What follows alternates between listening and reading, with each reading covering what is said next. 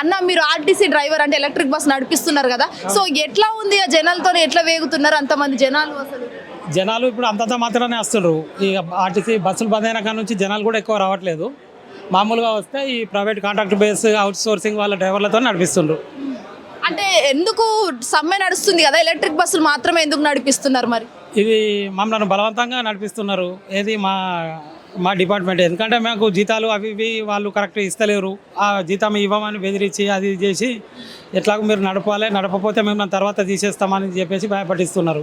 ఎవరు భయపట్టిస్తారు? సిబ్బంది ఆర్టీసీ వాళ్ళు ఆర్టీసీ సంబంధించినటువంటి వాళ్ళు భయపట్టించి మరీ నడుపుకుంటున్నారు. ఎట్లా భయపట్టిస్తున్నారు, ఎట్లా అంటే మరి మీరు ఖచ్చితంగా రావాలి, రాకపోతే నెక్స్ట్ మళ్ళీ బస్సులన్నీ స్టార్ట్ అయినాక మిమ్మల్ని తీసేస్తాం, కొత్త వాళ్ళని పెట్టుకుంటామని చెప్తా ఉన్నారు. ఆ భయానికి మేము నడుపుకుంటున్నాం. వాళ్ళు ఆర్టీసీ వాళ్ళు కార్మికులు, ఆర్టీసీ సోదరులు కార్మికులు కూడా వాళ్ళు ఏమంటున్నారు, మీరు కూడా మాతో ధర్నాలో పాల్గొనండి, మన అందరి కొరకే కదా, మన అందరం చేస్తేనే బాగుంటుంది, ఎందుకంటే ఇప్పుడు మీకు కూడా ఫ్యూచర్ బాగుంటుందని వాళ్ళు చెప్తా ఉన్నారు. వాళ్ళు చెప్పేది కూడా మేము ఆలోచన చేయాలి, కాకపోతే యూనియన్ అనేది కరెక్ట్ లేక ఇక ఎవరి సందులో వాళ్ళు నడుపుతూనే ఉన్నారు. కొంతమంది వస్తున్నారు, కొంతమంది రోజు 150 బస్సులు నడిచేది 40 బస్సులు నడుస్తూ ఉన్నాయి. మరి ఆ 40 బస్సులలో కూడా ఎట్లుంది? దాంట్లో కూడా మహాలక్ష్మి పథకం ఉంది కదా?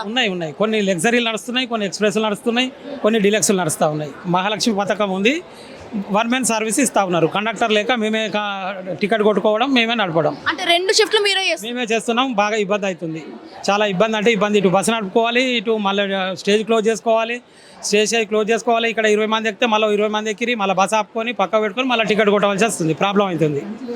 అందుకే మేము అట్లయితే రామని చెప్తే ఈ 10th పాస్ అయిన వాళ్ళను, డిగ్రీ చదివిన వాళ్ళని, అమ్మాయిలు వాళ్ళు వీళ్ళు ఉంటే స్టూడెంట్స్ వాళ్ళ వీళ్ళని తీసుకొచ్చి పెట్టుకొని ఒకరోజు ట్రైనింగ్ ఇచ్చేసి నడిపిస్తూ ఉన్నారు. అంటే మీకే సరిగ్గా జీతాలు ఇవ్వలేని పరిస్థితి, వాళ్ళకి ఎట్లా ఇస్తారు? వాళ్ళకి ఇస్తారట. కండక్టర్కు 800, డ్రైవర్కు 1000 రూపాయలు ఇస్తూ ఉన్నారు. రోజువారీ కూలీగా ఇస్తున్నారు. రోజువారీ కూలీగా ఇస్తున్నారు. మరి అదే డబ్బు మీకు ఇవ్వచ్చు కదా, మీరు ఎందుకు ప్రశ్నించట్లేదు?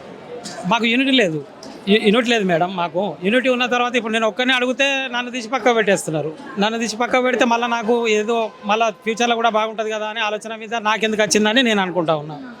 ఇట్లా అందరం కలిసి ఇప్పుడు 300 మంది యూనిటీ ఉన్నది. 300 మందిలో అందరు అనుకొని ఒకసారి ఒక కాడ కూర్చొని మరి మనం ఎందుకు కొట్టాలి, కండక్టర్ 1 man సర్వీస్ ఎందుకు కొట్టాలి, మన డ్రైవర్ పని మనం చేయాలి కదా అని అనుకోవట్లేదు ఎవరు. టికెట్ కమిషన్ కూడా ఇస్తూ ఉన్నారు, టికెట్కు 2 రూపాయలు కమిషన్ ఇస్తుండ్రు. మహాలక్ష్మి దానికి ఏమి ఇవ్వట్లేదు, దానికి టికెట్లు కొట్టాలి, డ్రైవర్ చేయాలి, చాలా ఇబ్బంది అవుతుంది. దానికి రామని చెప్పేసినాం మేము. ఇప్పుడు లగ్జరీలు డిలక్స్లు పట్టుకొని వస్తూ ఉన్నాం. ఇక కొంతమంది ప్రైవేటు కండక్టర్లను, ఆ పిల్లలను, స్టూడెంట్స్ను వాళ్ళ మీద పెట్టుకొని నడిపిస్తూ ఉన్నారు. అంటే ఇప్పుడు ఓవరాల్గా మీ పరిస్థితి ఎట్లా ఉంది? ఎలక్ట్రిక్ డ్రైవర్లకు కావచ్చు, లేకపోతే కండక్టర్ల పరిస్థితి ఎట్లా ఉంది? ఇప్పుడు ఇబ్బందే ఉన్నది. ఇప్పుడు ఈ నడుపుడు కూడా కష్టమే. ఈ సమ్మె విరమించేదాకా మేము కూడా నడపమో, మేము కూడా 4 రోజులు చూసి మేము కూడా బంద్ చేసే అవకాశాలు ఉన్నాయి. మరి మీరు కూడా బంద్ చేస్తే ఎట్లా అండి? మరి కామన్ మా పరిస్థితి ఎట్లా? ఎట్లా అంటే అది మీరు అర్థం చేసుకోవాలి.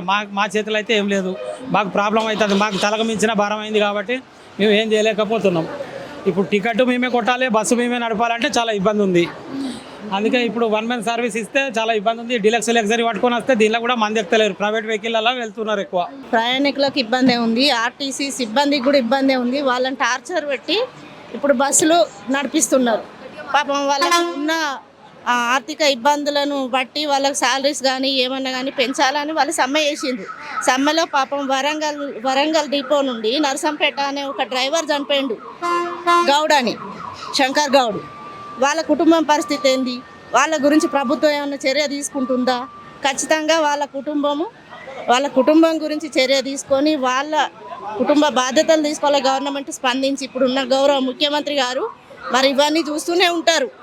ఎక్కడేం జరుగుతుంది, ఆర్టీసీ వ్యవస్థ ఏంది, లేకపోతే ఈ ఆర్టీసీ నుండి పాపం డ్రైవర్లు, కండక్టర్ల పరిస్థితి ఏంది, ప్రజల పరిస్థితి ఏంది? ముందు ఫస్ట్ ప్రజలు ఎట్లా పోతారు, ఎన్ని ఇబ్బందుల పాలవుతున్నారు, అవన్నీ గమనించి గౌరవ ముఖ్యమంత్రి గారు కనీస చర్య తీసుకొని తొందరగా బస్సుల వ్యవస్థ, వాళ్ళ డ్రైవర్ల ఆర్టీసీ వ్యవస్థను మెరుగుపరిచి వాళ్ళకి ఇచ్చే శాలరీస్ ఇచ్చి వాళ్ళను ఆదుకొని ఈ బస్సులు తొందరగా ప్రయాణికులకు ఇబ్బంది లేకుండా చేయాలని. అంటే ఇంతమంది ఒక వర్కింగ్ ఉమెన్ చెప్పండి, ఇంతమంది నుంచి లేడీస్కి ఇబ్బంది అవుతుంది, ఇటు ఎవరైతే పని చేసుకుంటారో అదే అవును ఇబ్బంది అవుతుంది. మరి మహాలక్ష్మి పథకం అని పెట్టిండ్రు, కనీసం మర్యాద లేకుండా పోతుంది ఆ పథకం ద్వారా. ఎవరైనా ఇంతకుముందు ఎవరైనా లేడీస్ వచ్చిండ్రు అంటే పాపం లేచి నిల్చొని ఒక సీట్ ఇచ్చేవాళ్ళు. ఇప్పుడు అసలు సీట్ ఇచ్చే పరిస్థితే లేదు. వాళ్ళు ఎలా నన్ను ఉండని పాపం పేషెంట్లే కానీ లేకపోతే చిన్నపిల్లలే కానీ పిల్ల తల్లులు ఉంటారు, గర్భిణీ స్త్రీలు ఉంటారు, వాళ్ళకు కూడా రెస్పెక్ట్ ఇవ్వకుండా సీట్లు ఇస్తలేరు. ఎందుకంటే పాపం వాళ్ళు కూడా టికెట్ పెట్టి కొనుక్కుంటున్నారు కదా, వీళ్ళకు ఫ్రీ కదా అనే ఉద్దేశం కొద్దీ వాళ్ళు సీట్ ఇస్తలేరు.